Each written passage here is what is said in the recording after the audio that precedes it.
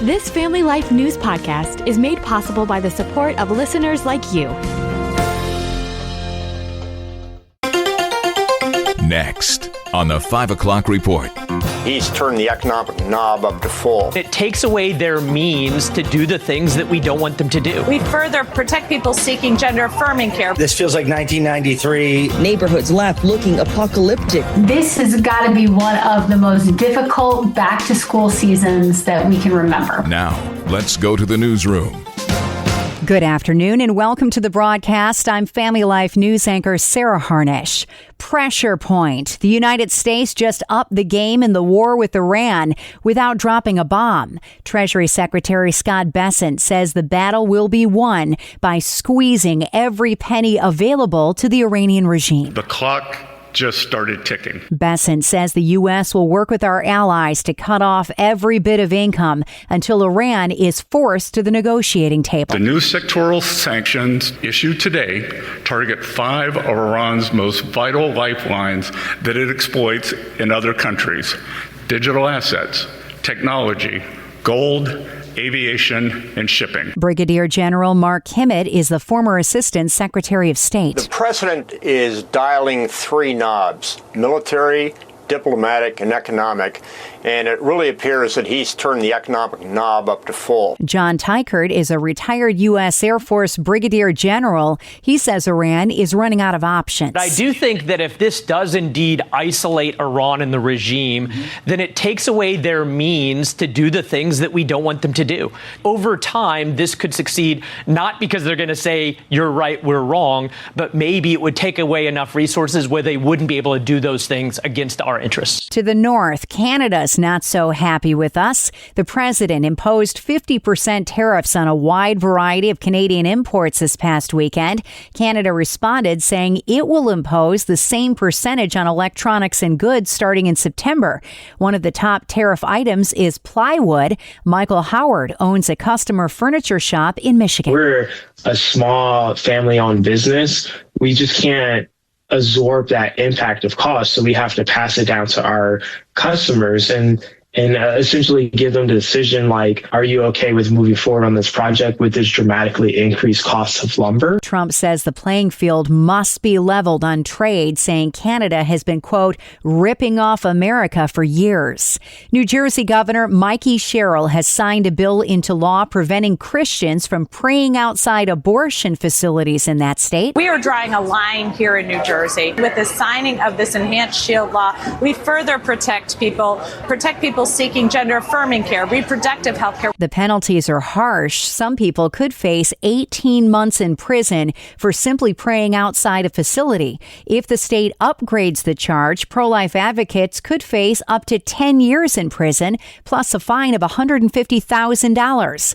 Mark Houck is a pro-life advocate targeted by the DOJ under President Biden in 2021. The father of 7 was arrested in his home, then released, and settled his case and was eventually awarded $1 million.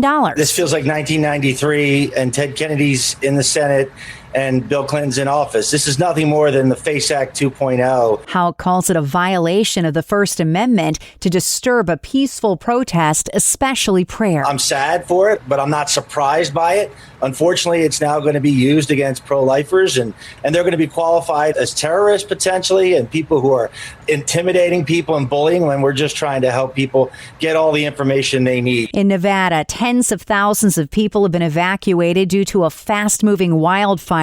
ABC's Melissa Adam. Officials saying the Huck fire may have been purposely set. An investigation is underway.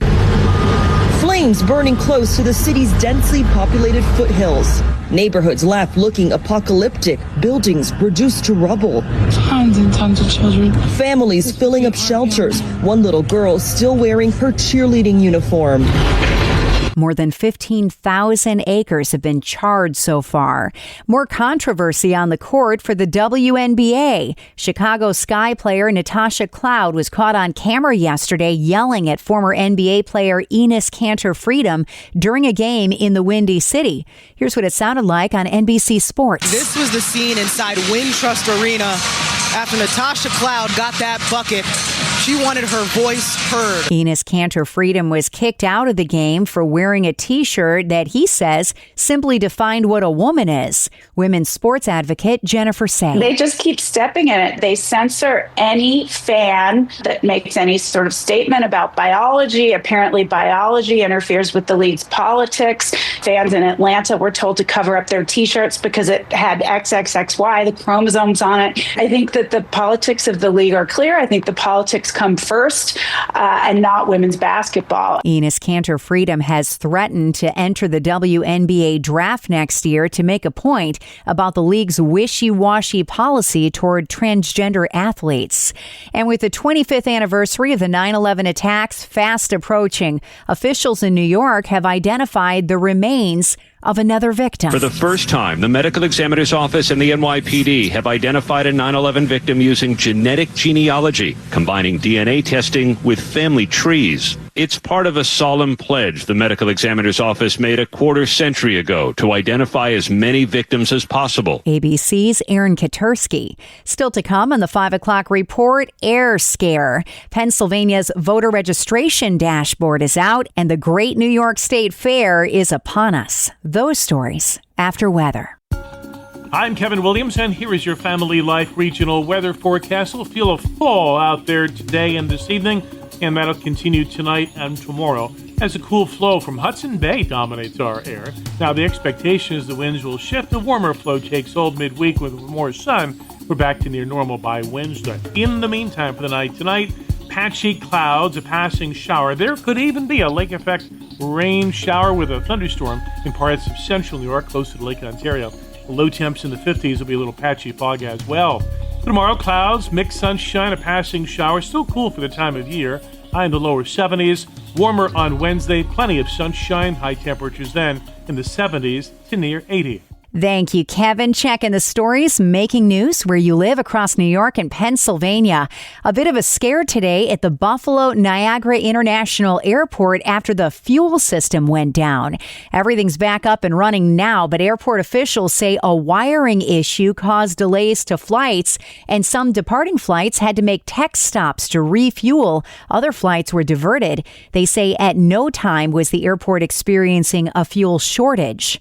The Great New York State Fair kicks off Wednesday in Syracuse. Organizers say they worked hard this year to ensure the 12-day event remains as affordable as possible. We knew that the economy was tighter than it was last year. That's why we did the pricing adjustments that we could. That's why we asked people to hold pricing where they could. Bob Santorelli has been serving up fair food at the fairgrounds for nearly 30 years. He blames price spikes on supply problems caused by COVID 6 years ago. I think the main problem that started was when COVID hit. It screwed the whole economy up as far as pricing on products. Fair director Julie Lefebvre tells Spectrum News. Every single thing on this fairgrounds requires something, whether it's the lawnmowers mowing the lawns, that's gas. Our insurance is absolutely astronomical, but if we want to have all the fun and entertainment that we bring to you, we have to pay that. So we have to pass on cost. Now to Pennsylvania. With the November elections just over 11 weeks away, Pennsylvanians now have a new tool at their disposal, a voter registration dashboard that allows easier access to data. Secretary of the Commonwealth Al Schmidt announced the rollout earlier today. The technology offers registration numbers by party, county, and district. It counts active and inactive voters in the area and gives historic election data, not to know who, but to know how many and where people are voting in the Keystone State. As the new school year begins, parents are shelling out about 8% more on school supplies than they did last year. This includes everything from lunchboxes to notebook paper. This has got to be one of the most difficult back-to-school seasons that we can remember. Carrie Rodriguez is president of the National Parents Union. I was sitting here earlier today, bracing for impact, trying to go through every single source I can find to try to save money with my 5 kids. And I'm no different from any mom across America this year. The cost increase averages out to about $12 more per pupil on back-to-school shopping. And from school supplies to sleep for school, our own Bob Price has some top tips from Focus on the Family parenting expert, Dr. Danny Huerta. Let's listen in. Why don't we just start out, Doctor, talking about how vital sleep hygiene is to overall success in kids at school? Yeah, sleep helps to get the brain reset for the day. So what sleep does is it repairs the brain. It provides a consolidating of what you've learned and provides the opportunity for memory to take shape. And so if a child over time doesn't get the sleep they need, they become dysregulated, not only emotionally, but also just in making sense of what's happening in their life. Like memory is fragmented, and in that, they just begin to see moodiness and other things happen. You also begin to see a breakdown of their mental health. Sleep is super critical for a child's development. Sure is. Not just for the kiddos, but for us old fogies, too. I imagine one of the reasons why there's such a sleep deficit in kids is those smartphones. For parents, I know a lot of them that struggle mightily with setting up these no-phone zones in the bedroom, that the lights are out, the screens are off at a certain time. Help our parents, especially, again, with young children, in establishing those guidelines so that they're not constantly fighting with their kids about the phones in the bedroom. Yeah, you really want to have, for just a regular-brained child, that means they don't have ADHD or autism or some of these other neurodivergent things, 2 hours before bedtime, they should have that blue light off. Phones shouldn't be in the bedroom. And really, if you're watching TV as a family, that's fine. Many times some kids start to fall asleep with that and rest. But it's the constant dopamine hit of being on social media and getting those hits of curiosity as well as they're scrolling through their phone. So parents, don't be afraid to disappoint your kids by saying you can't have your phone in your room by yourself at night. You can put a bedtime for the phone, just like a car, an electric car needs to be plugged in to be ready for the next day, and your devices need to be plugged in. They need rest just like you do, and you need a break. And so those phones need to be the kitchen counter or somewhere public. And that way they know that at any moment those phones can be looked through. It just gives accountability. It doesn't mean you're checking their phone all the time. It just shows that, hey, this is a public thing. It needs to be open. When we have devices in our home, it's open for review. But also, they're having the discipline of putting it away at 8, 9 o'clock at night, and they're reading a book or doing something else that helps them fall asleep so that they're prepared for the next day. You can hear the entire interview with Focus on the Family parenting expert Dr. Danny Huerta and all of our Family Life original news features at Apple Podcasts, YouTube, Spotify, and FamilyLife.org. The widow's mite is often used to teach sacrificial giving, and her sincerity is worth honoring, but Jesus is showing us more than that. Hi, I'm Rob West with the Faith and Finance Minute. Just before he watched a poor widow put 2 small coins into the temple treasury, Jesus warned that the scribes devour widows' houses.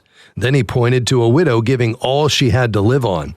That context matters. Jesus was exposing a system that received from the vulnerable while failing to protect them. So the widow's gift should move us, but the system around her should warn us. Biblical stewardship never uses spiritual language to burden the vulnerable. It calls us to give with sincerity, lead with integrity, and care for those God has entrusted to our protection. We can help you learn to manage your money according to biblical principles when you download the free FaithFi app. You'll find it on our website at faithfi.com. Finally, at 5, the streets around Washington, D.C. were transformed into a racetrack on Sunday. The fans ate it up.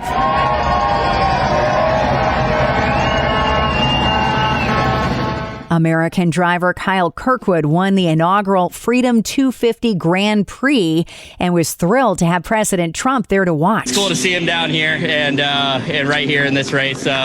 What an incredible place to do it. You know, if you can't win at the 500, this is definitely the place to win. President Trump waved the green flag to start it, and Transportation Secretary Sean Duffy waved the checkered flag to end it. Got a little bit of everything going on at the White House, the UFC, and a Freedom Grand Prix. And that's the world that we live in for Monday, the 24th of August. I'm Sarah Harnish, and this is Family Life News.